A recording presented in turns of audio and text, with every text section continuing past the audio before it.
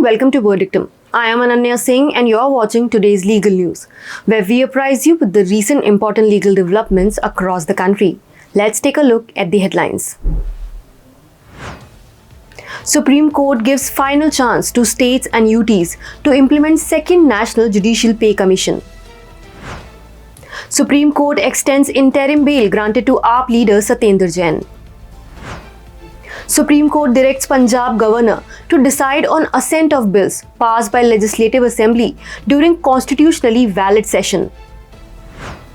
Madras High Court reserves orders on case against Udhayanidhi Stalin for Sanatan Dharma Hate Speech. Allahabad High Court cancels recognition to Lucknow Bar Association. Now the headlines in detail. The Supreme Court has issued a stern directive giving the defaulting states and union territories a final chance to implement the second National Judicial Pay Commission. The direction was issued by a bench comprising the Chief Justice of India D.Y. Chandrachud, Justice J.B. Pardiwala and Justice Manoj Mishra. The bench observed that numerous states and UTs have failed to execute the revised pay scale and retirement benefits for judicial officers originating from district judiciaries. Stressing the urgency of compliance, the court has mandated that the directions be adhered to by the next date of hearing, that is December 8th. Failing this, the court said the chief secretaries of the defaulting states and UTs will be required to personally appear before the court on the said date. The impetus for this order stems from a plea filed by the All India Judges Association that sought the establishment of the All India Judicial Commission to review the service conditions of district judiciary judges. Previously, the top court has issued an order for the implementation of the SNJPC proposals, effective from January 1, 2016. Notably, while government officials receive periodic raises within specific timeframes, judicial officers are excluded from the pay commissions constituted by the state as well as the centre. This discrepancy between the pay increases for government officials and judicial officers was brought before the Supreme Court's attention. The Supreme Court today extended till December 4th the interim bail granted to former Delhi Minister and Aam Aadmi Party leader Satyendar Jain in a money laundering case. Justice Bela M. Trivedi was the presiding judge in the case, who postponed the hearing to December 4th, citing unavailability of Justice A.S. Bopanna. The top court granted interim bail to Jain on May 26th for 6 weeks to undergo spinal surgery. The court later extended his interim bail till September 25th and then again till October 9th. Jain was arrested by the Enforcement Directorate on May 30th on charges of money laundering through 4 companies allegedly linked to him. The ED made the arrest on the basis of an FIR registered by the Central Bureau of Investigation in 2017 under the Prevention of Corruption Act.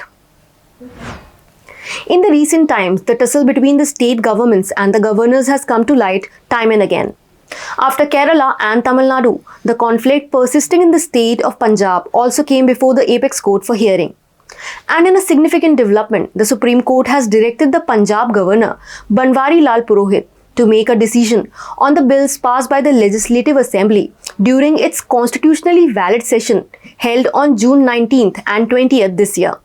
The top court emphasized that the power of the governor cannot be used to thwart the normal course of lawmaking, and that elected representatives hold real power in a parliamentary democracy. The direction came on a petition filed by the Aam Aadmi Party-led government, challenging the governor's delay in granting assent to 4 bills passed by the Legislative Assembly. The Punjab government also sought a judicial declaration that the assembly session held on June 19th and 20th was legal and the business transacted by the House is valid. A bench comprising the Chief Justice of India D.Y. Chandrachud, along with Justice J.B. Pardiwala and Justice Manoj Mishra, ruled that the assembly sessions held on June 19th and 20th and on October 20th were valid, and the governor cannot cast doubt on their validity after the speaker took the decision. The court further said, the governor of Punjab now must proceed to take a decision on the bills, which have been submitted for assent. The feud between the Punjab government, led by Chief Minister Bhagwant Mann, and the Governor Purohit began on November 1st, when after giving approval to 2 of 3 bills sent to him, he wrote to the CM stating that he would examine all the proposed laws on merit before allowing them to be tabled in the State Assembly. It is pertinent to note that the approval of the governor is required to table money bills in the House. Previously in October, the governor had withheld his approval to 3 money bills, namely the Punjab Fiscal Responsibility and Budget Management Amendment Bill of 2023, the Punjab Goods and Services Tax Amendment Bill of 2023, and the Indian Stamp Punjab Amendment Bill of 2023, which were to be tabled in the Assembly during the October 2021 session. Prior to this, 4 other bills, namely the Sikh Gurudwaras Amendment Bill of 2023, the Punjab Universities Law Amendment Bill of 2023, the Punjab Police Amendment Bill of 2023, and the Punjab Affiliated Colleges Security of Service Amendment Bill of 2023, were waiting Governor's assent since June. Governor Purohit had termed the 4 bills as patently illegal and also said that the October session, which was intended to be an extension of the budget session, would be considered illegal and in violation of law, and any business conducted during it unlawful. On November 10th, the top court in this regard had said that the governor was playing with fire by withholding assent to bills indefinitely. Justice Anita Sumant of the Madras High Court reserved its order and granted time of 1 week to both parties to submit written statements in the Sanatan Dharma Hate Speech case.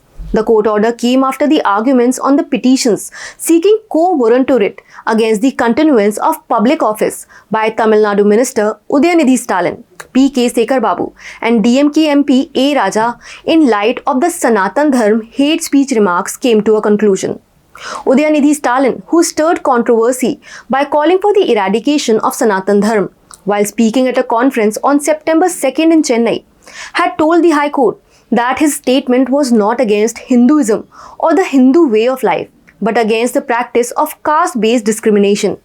The court had then asked Udhayanidhi to research what is meant by Sanatan Dharma before making controversial remarks. Notably, while addressing the Sanatan Dharma Eradication Conference, Udhayanidhi has said that just like dengue, mosquitoes, malaria, or coronavirus need to be eradicated, we have to eradicate Sanatan. This comparison of Sanatan Dharma has caused outrage across the country, leading to the filing of several cases. The Hindu right-wing organization Hindu Munnani had also filed 3 writ petitions before the High Court opposing the remarks made by Udhayanidhi. Representing Stalin, senior advocate P. Wilson contended that his statements were accepted by the people of Tamil Nadu, who were majorly Hindu. Wilson also argued that the petitions were not maintainable and the court could not interfere, as disqualification of MPs and MLAs was the prerogative of the parliament. The Lucknow Bench of the Allahabad High Court has ordered the district magistrate and other officials of Lucknow to not recognize the Lucknow Bar Association, its office bearers and members. The decision was made on a writ petition filed by the Elders Committee of the Bar Association by Justice Vivek Chaudhary and Justice Manish Kumar. The court earlier has also expressed displeasure over the association representing over 10,000 lawyers for not conducting elections despite an order for the same. The court clarified that the Lucknow Bar Association has been constituted under the Society Registration Act. In such cases, the officials appointed under this act have the right to hear disputes as to elections, and the courts generally do not hear such cases. However, since the present case was a matter between lawyers, the court heard the matter on October 17, 2023, with the consent of all the parties. The court further said that it issued an order with regards to the case stating that elections should be held by November 9, 2023. However, this order of the court was not complied with, and now the parties are free to present their case before the concerned authority to resolve the dispute. That was all on today's legal news. Thank you and keep watching Verdictum, and subscribe to our channel and download the Verdictum app on iOS and Android to keep yourself updated with authentic legal news.